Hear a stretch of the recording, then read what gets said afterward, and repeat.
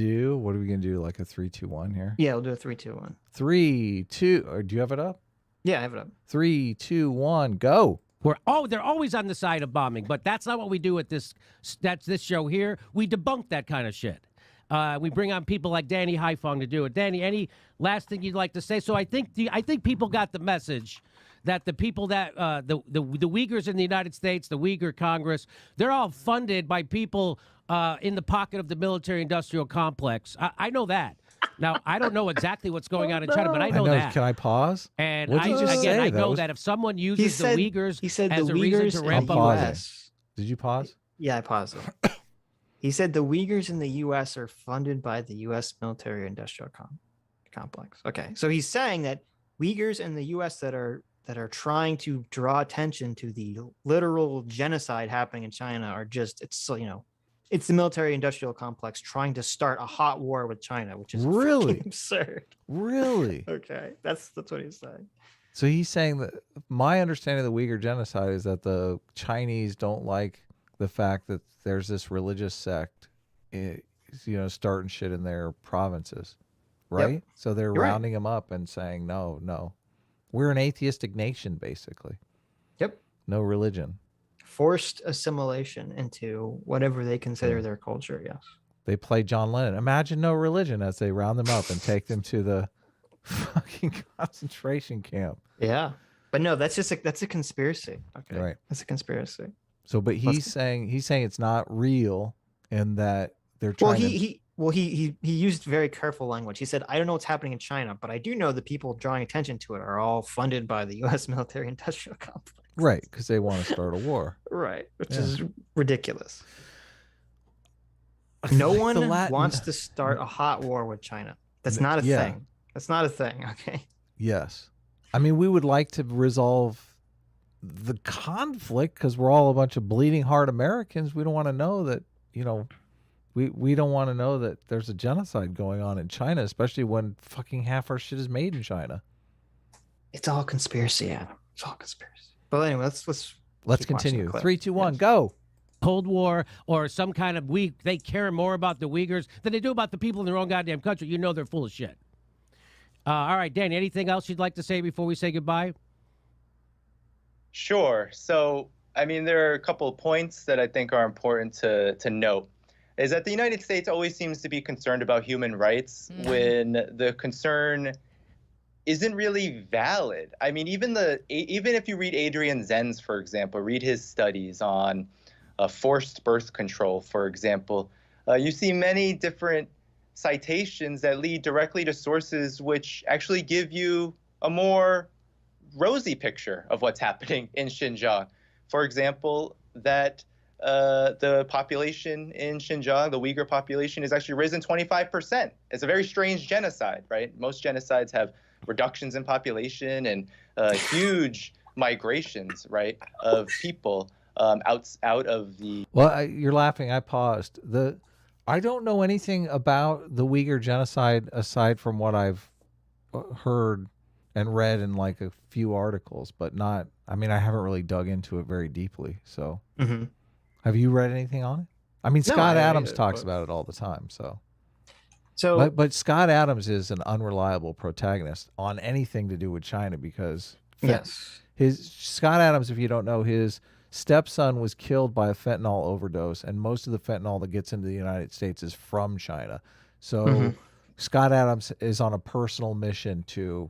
He's basically declared World War III on China. So I looked up this guy he's talking to right now, Danny Haifong. Yeah. Danny Haifong is a super socialist, tanky. You can't tell from the glasses? Yeah. Who wrote an article called "My Trip to China Exposed the Shameful Lies Peddled by the American Empire." Okay, so he's basically pro-communism. Pro-communist China. Not only, he's not pro-socialist, he's pro-communist, like China communist. Yeah. And he says, "The truth is that peace-loving people in the U.S. would love China were it not for the plethora of racist, imperialistic lies that have been programmed into the minds of the Westerners." Right. Oh, that sounds unbiased. Yep. Then he goes on to say all the stuff about the Uyghur genocide is not true. Okay. So there you go. So Jimmy Dore has a total tanky China shill on his show telling you that the Uyghur genocide is not actually happening. It's so weird how you can get in this situation. If you are, and Jimmy Dore goes on and on and on about Fox News being just all right-wing propaganda. Like, if you are in a situation where you're not going to accept any conservative sources whatsoever, your whole worldview is going to be cobbled together out of reading the Daily Beast. Yes. You're going to be in this weird conspiracy theory sort of situation here. And maybe that's why Jimmy Dore is in this situation here where... Well, I mean, this isn't from Daily. This is just from, like, Jimmy Dore has apparently absorbed every leftist, not left, every leftist socialist talking point that America is the problem. America has done everything bad in the world. Everything's America's fault. And every other country in the world would be a peaceful socialist utopia if not for the evil America. Yeah. Stamping them all out. If not for the Soviet Union invasion. Never mind. Yeah, like what is this? Is this is disgusting. But let's finish his little Twitter apology. A particular place. How is it that the United States has any kind of moral, political, or any other kind of authority to talk? Sorry, I paused it again. I couldn't help it. How does America have any kind of moral? They don't. Jimmy Dore can't help himself. They don't. Remember when the U.S. during World War II put Japanese people in internment camps and then eliminated them from the gene pool in America? Remember when that happened? What do you mean? They let him out and they gave him money. What do they call it? Reparations. Reparations, yeah. Oh, you're right. That didn't happen. Oh my God. It's almost like that never happened. They felt bad. No. They felt terrible about it and gave them reparations. Yeah, but Adam, 200 years ago, America had slaves. It's the same. Where's our moral authority when 200 years ago we did something that was just as bad as what someone's doing right now? Well, at least we feel bad about it. I mean, that slavery was kind of fucked up. So. I mean, time is just a number, right? It's just 200 years ago. It's basically yesterday if you think about things from like a grander viewpoint, from a geological viewpoint. That was like yesterday. How long has Putin been in charge in Russia? Are we going on 30 years here? How long has Putin been in charge? Has it been 30 years? It's like 20. I thought it was like 20 years, but maybe it's 30 years. Just like how many? Can you imagine having the same leadership? America is so fickle. Can you imagine if Trump was president for 30 years? Imagine anyone was president. The U.S. would like go crazy. Bush, Obama, Trump. Oh, I know. Oh man. Yeah, no, this just, Russia's great. Go communism.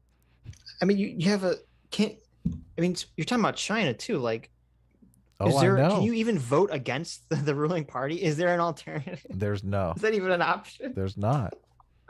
They groom their...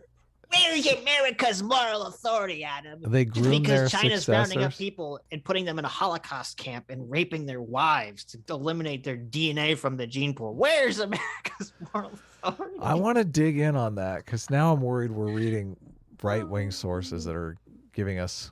Because I have heard terrible, terrible things about the Uyghur genocide and how they basically put a party operative inside the home. But maybe that's fake news now. I don't even know. But Adam, all the witnesses that have escaped and have told us these stories, that's all just Western from witnesses? Propaganda lie. Are they from witnesses? Yeah. There is that the North Korea woman who escaped recently that's doing the circuit and talking about her experience. Mm-hmm. Is that same thing happening with the Uyghur genocide? I'm curious. Maybe so. No, that is what's happening. That's where a lot of the stories are coming out. That's how people are finding out about a lot of stuff. Okay, good. We're on solid ground there. Right. But that's why, Jimmy said earlier in this clip, he said, all these people are just shills of the weapons, contractors. Mm-hmm. The weapons contractors are finding Chinese people to pay them to lie about the Uyghur genocide. Ouch. That's his grand theory here. Yeah. Okay. Talk about Ray Forever. Okay, go ahead. Ray Forever for $5 says, "Is it me or does Jimmy sound like a left version of Alex Jones?" Yes, Very that's a good much so. comparison. Yeah, Yes, good comparison. Jimmy Jones. Cameraman 502 for $20. Thank you, cameraman. Says, Adam, have you read Yovel Levin's A Time to Build or Tim Carney's Alienated America? Both are the importance of institutions and their decay in America. If you do, A-Team will reign supreme. No, but I'll definitely check them out. Thanks for the recommendations. And Big Hoth 98 for 20 euros. Thank you so much. Says the Taliban was created after the Soviet-Afghan war and was made up of the kids of the fighters who were radicalized in schools and refugee camps in Pakistan using Saudi and Pakistan money. That's true too. That's true too. Yeah, most people. I told Sitch I've been reading a book on the Mongols now. I don't know why I decided. I thought I'm interested in the Mongols. I want to know more. I don't know much about Genghis Khan. And I discovered that Genghis Khan was just a normal dude who wanted to live just a life of peace on the river with his family. And then a bunch of warlords came in and took his wife, kidnapped his wife. Are you saying that Genghis Khan is like Liam Neeson from Taken? Basically, yeah. Okay. I didn't know this. Or isn't Braveheart the same thing? Right. Yeah. All of a sudden he's like, fuck this. I'm going to get my wife back. Yep. Yeah. So I'm reading a book on the Mongols and Genghis Khan. It's actually super fascinating. But Genghis Khan's morality was, I think, very much in line with our morality. If it weren't for the fact at least at first. If it weren't for the fact that these assholes came in and fucking kidnapped his wife. Yeah, it seemed like he became the monster he was fighting against. If that's true, if the origin story is true, he's definitely an example of that, right? Yes. Yeah. Anyway, let's finish off. Finish the video here. 3, 2, Twitter 1, video. go. Genocide, or even concentration camps, when the United States actually built and put Japanese residents and citizens into concentration camps during World War II, and justified it with the same virulent anti-Asian racism that is now fueling and is now being used to justify this new Cold War. So I guess I'll close with that, and you all know where to follow me. So I don't know, Danny. I don't want to follow you. I'm getting sick of your apologetics for that those genociders over in China. Well, the CCP doesn't pay enough, so make sure you subscribe to my Patreon. There you go. Oh my God. It's just those Chinese genociders. It's a funny joke. It's a funny joke. I mean, we're talking World War II is what, 75, 80 years ago? What's going on here? The Uyghur genocide is like last Thursday. What the fuck?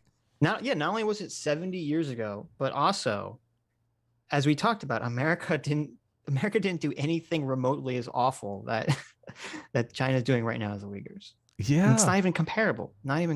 Still really bad. What America did with Japanese people, bad. Not comparable. Okay.